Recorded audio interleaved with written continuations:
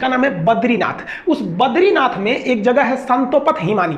बद्रीनाथ के संतोपत हिमानी से एक नदी निकलती है जिसका नाम है धौली गंगा, विष्णु गंगा, और एक साइड से आती है धौली गंगा। तो धौली गंगा और विष्णु गंगा दो नदियां हैं। ये दो नदियां आपस में आके मिल जाती है विष्णु प्रयाग में। प्रयाग का मतलब होता है मिलन स्थल। तो विष्णु गंगा और धौली गंगा आके मिलती है विष्णु प्रयाग में, और यहां इनकी गहराइयां बराबर हो जाती हैं लगभग। जब दो नदियों के मिलने के वक्त में गहराई बराबर हो जाए तो उन नदियों का नाम चेंज कर दिया जाता है।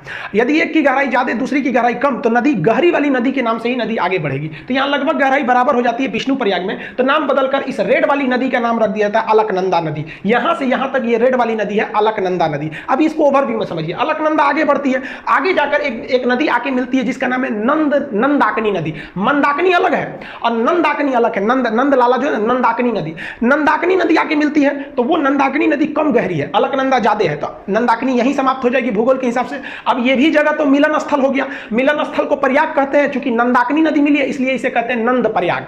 नंद प्रयाग के बाद नदी और आगे बढ़ती है, तो यहां आगे बढ़ती है तो एक और नदी आके मिलती है पिंडार नदी। पिंडार नदी जहां आके मिलती है उसे कहते हैं हम लोग कर्ण प्रयाग। तो कर्ण प्रयाग में पिंडार नदी आगे मिल गई। अलकनंदा जो है कहती है भाई तुम कम गहरा हो, तुम यहीं खत्म हो जाओ, आगे हम ही बढ़ेंगे। अलकनंदा आगे बढ़ती है तो एक और नदी आके मिल जाती है। वो नदी निकलती है केदारनाथ से, ये वाली निकली थी बद्रीनाथ से।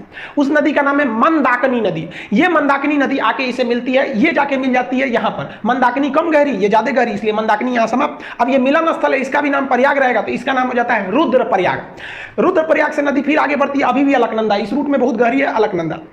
अब यहां से आती है उत्तर काशी जिला से। उत्तर काशी के पास एक जगह है गंगोत्री। अब गंगोत्री के पास एक एक्यूरेट पॉइंट की बात करेंगे तो वो है आपका गोमुख। वहां से एक नदी निकलती है जिसका नाम है भागीरथी नदी। ये भी बहुत बड़ी नदी है। उत्तराखंड के लोग मुख्य रूप से इसी को गंगा मानते हैं, ये वाले साइड को, ये उसकी सहायक समझते हैं। तो भागीरथी निकलती है, तो इस भागीरथी के बीच में एक नदी आके मिल जाती है भिलांगना। छोटी सी नदी कहती है भागीरथी चला यहीं पे खत्म हो जा। भिलांगना इसको लेके आगे बढ़ जाती है, और भागीरथी भिलांगना को लेके आगे बढ़ जाती है, और भागीरथी जाके इस अलकनंदा में मिलती है देव प्रयाग की जगह पे। और यहां पर दोनों की गहराई लगभग बराबर हो जाती है, तो इसका नाम हो जाता है गंगा। अब आप बताइए, गंगा तो इतनी